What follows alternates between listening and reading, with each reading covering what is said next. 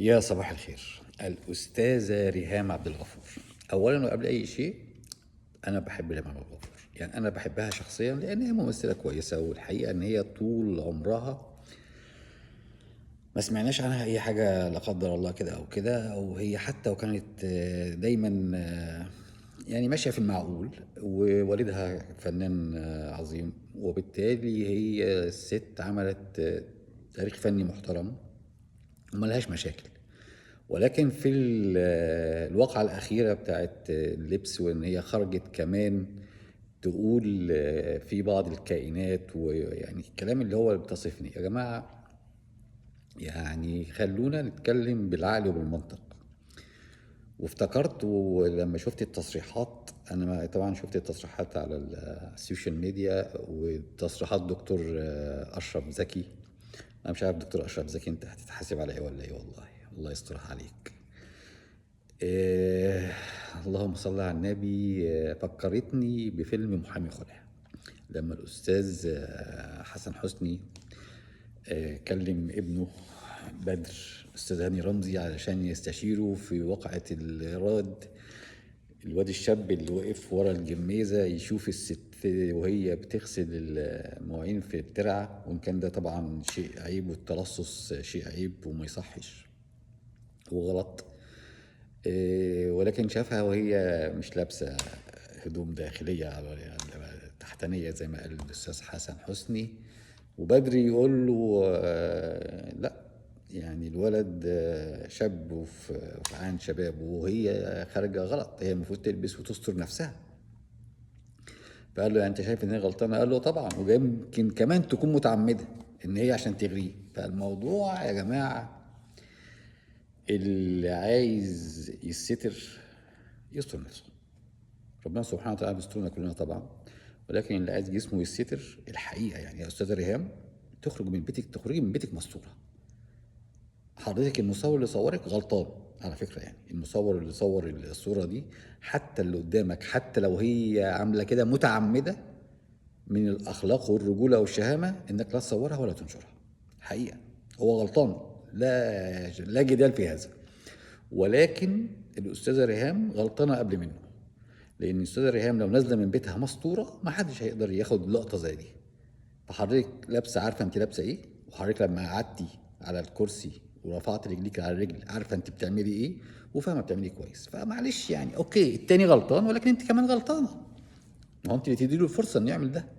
حضرتك رايحه مكان عام، في ناس كتير هتبقى موجوده، عشرات البني ادمين، فحضرتك مش قادر حد يشوفك، المفروض تستري نفسك. ده اللي انا اعرفه، ده اللي افهمه يعني. انما ان حضرتك تروحي لابسه لبس بالطريقه دي، وبعدين تقعدي ترفعي رجلك على رجل، وبعدين تطلبي من ان ما مش كل الناس، انت عندك مش كل الناس عندها اخلاق، ولكن احنا ما بنديهمش فرصه. فاللي عايز جسمه يستر يستره قبل ما يخرج من بيته. دي حاجه يا جماعه. الحشمه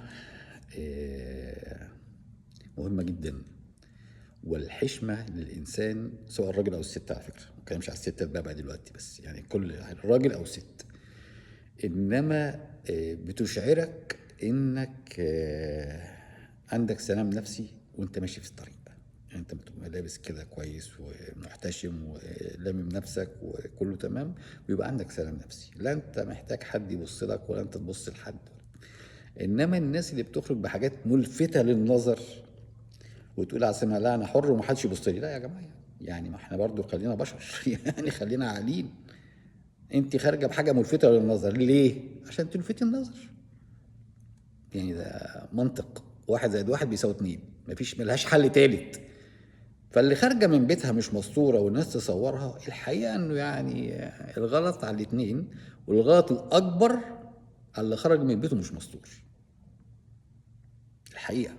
فاستاذ ريهام، وبلاش يا جماعه كل شويه الكائنات يعني ما تزودوش الموضوع.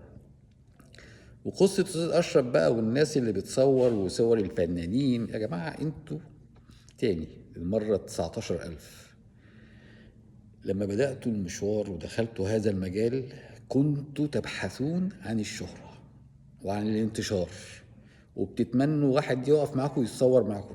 فدي نعمة من ربنا انتوا حلمتوا بيها وتمنيتوها. ولو انتوا مش مدركين ان انت لما هتبقى مشهور هتبقى في داير في بؤرة الضوء وكل افعالك محسوبة عليك، يبقى انتوا ناس متخلفة، انا اسف يعني. ناس مش فاهمة هي بتعمل ايه، ناس ما تستحقش انها تبقى كده. يعني البني ادم اللي يبحث عن الشهرة ومش عارف ان الشهرة هتحطه في بؤرة الضوء يبقى واحد مش واعي، ما عندوش حكمة. هي دي، انت كده خلاص بقيت في بؤرة الضوء. مشاهير والسياسيين والاعلاميين دول بقى في بؤرة، فانت كل افعالك محسوبة عليك، كل كلامك محسوب عليك. فلازم تبقى فاهم ده، ولو مش فاهم ده يبقى حضرتك محتاج تراجع نفسك وتراجع وعيك، مش تعلم الناس، علم نفسك يا فندم، استر نفسك يا فندم، راجع افكارك يا فندم.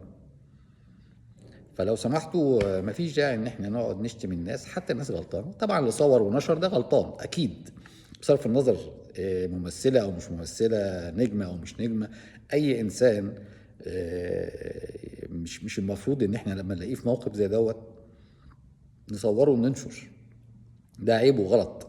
لكن كمان غلط اكبر اللي خرج من بيته مش مستور. اشكركم، ما تنسوش تعملوا لايك وشير على فيسبوك وتيك توك، سبسكرايب على اليوتيوب. انا عمرو محمود، ودول كلمتين من القلب. صباح الفل.